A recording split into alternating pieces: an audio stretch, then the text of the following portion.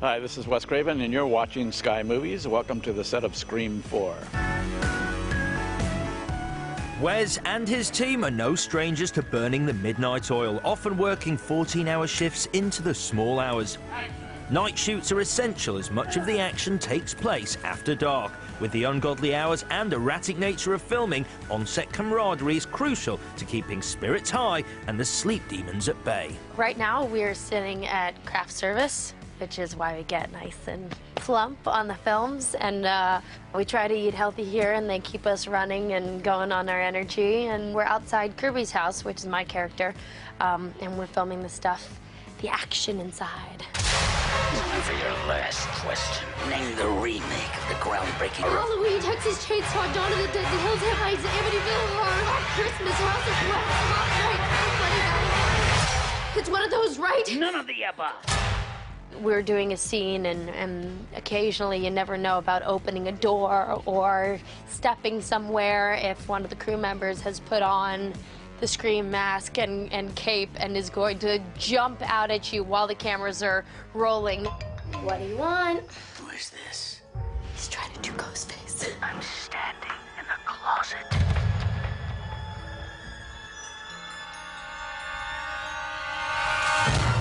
Liar. And they're like, oh, it's a rehearsal, rehearsal's up, and the next thing you know, you're flying across the room, acting shocked that something jumped out at you. But there's definitely been a few of those pranks, and the looks on people's faces are classic.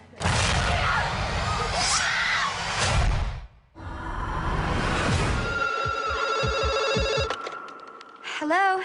And so to Ghostface. Hello, Sydney. The franchise's signature slasher, reprising his chilling role is vocal maestro Roger Jackson, the voice of evil sophistication. Do you want to die tonight? Though he has been present on each of the film sets, incredibly no cast member has ever met him. Wes Craven's device to heighten the chills and make the scares more real. And then there's that creepy catchphrase. What's your favorite scary movie? I just watched it again. It's the first one I ever saw, and it's called The Changeling. Not the one with Angelina Jolie recently. It was a horror film that was made with George C. Scott, I believe, in the 70s.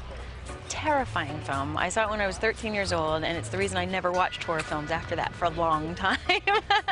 And it's fantastic. It's really good. I'm not a big fan of scary movies, but I did like The Ring, even though it kept me up all night. So. My favorite scary movie is Psycho, but I think that Scream 4 is going to be my new favorite. My favorite scary movie, I would say, well, a toss-up between the original Scream and Ring, but not like the English version of The Ring, the Japanese version. I'm like a big Japanese horror movie guy. My favorite scary movie, I mean, it's a bit of a thriller as well, but The Shining is probably my favorite. I just love Stanley Kubrick, and I loved the vision of a man sort of going nuts and in this isolated place. And just all of it was such amazing performance from Jack Nicholson and Shelley Duvall and all the kid. Red Rum. The scene is Neve Campbell is out on the roof as Sidney Prescott, of course, and Ghostface is chasing her. She doesn't know quite where he is. So she's running around trying windows to get back into the house, but they're all locked. And then at the end, she meets a fate that nobody would want to experience. Can't tell you, I'd have to kill you. You can't kill Sydney. She's victim royalty. Not true. Sid's expendable. Point taken. Guaranteed third act main cast bloodbath. Fingers crossed on some nudity for a change. I am Ashley Van Esley, and I am Neve Campbell's assistant here on Scream 4. My experience has been perfect so far just because she's so easy to work with, but yeah, it's been pretty good. Nights are a little bit harder to shoot, definitely, but yeah, I got adjusted to it. Now I can't go to sleep until 6 a.m., so just the way it is. A college teacher who bought a camera and headed to New York to make movies, Wes Craven was born to become a maverick horror filmmaker. With other cult films including The Hills Have Eyes and A Nightmare on Elm Street behind him, he's celebrated for redefining the genre.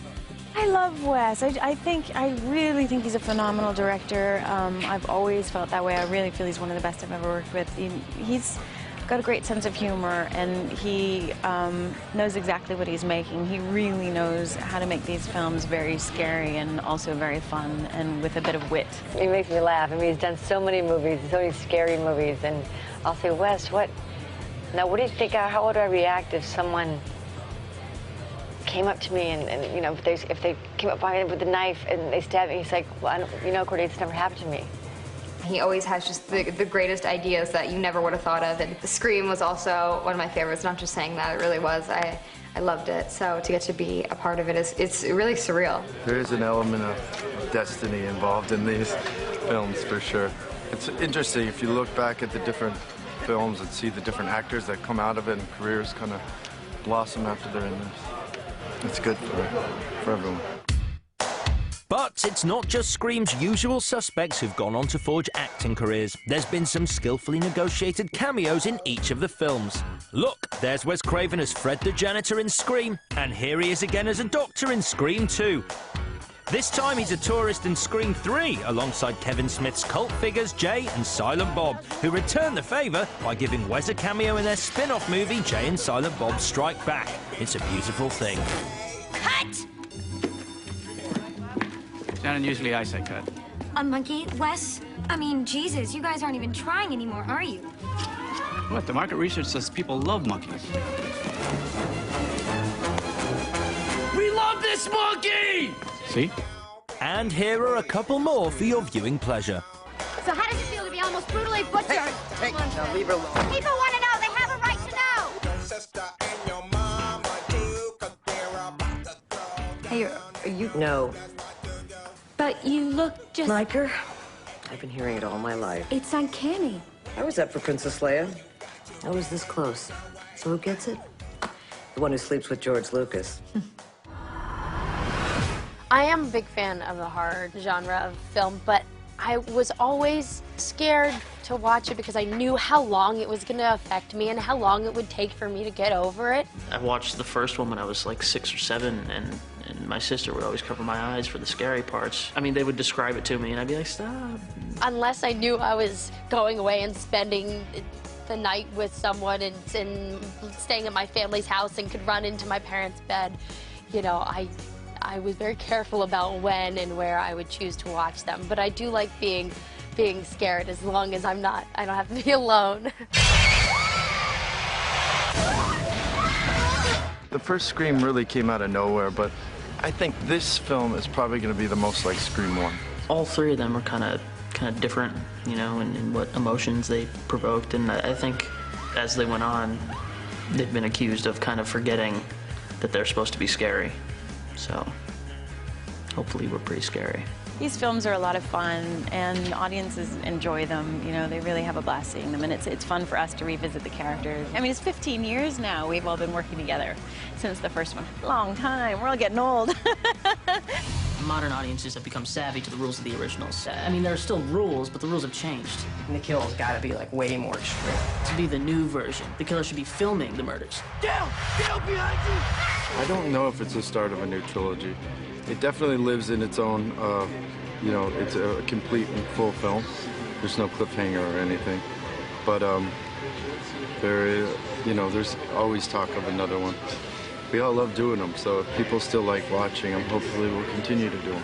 I hope that people are just as afraid of this one and just as easy to take on the ride with us, and they're tricked by the twists and turns, and I think that's going to happen. So cross our fingers, it's going to be an amazing film. Thank you so much for coming down to the set. I really hope you enjoy the film, and that's a wrap. So is it the end, or simply the beginning of the end? Scream 4 is here. Nothing can stop it. There are new rules. It is a new decade, but then rules are meant to be broken, aren't they? Well, it's time for someone new to die.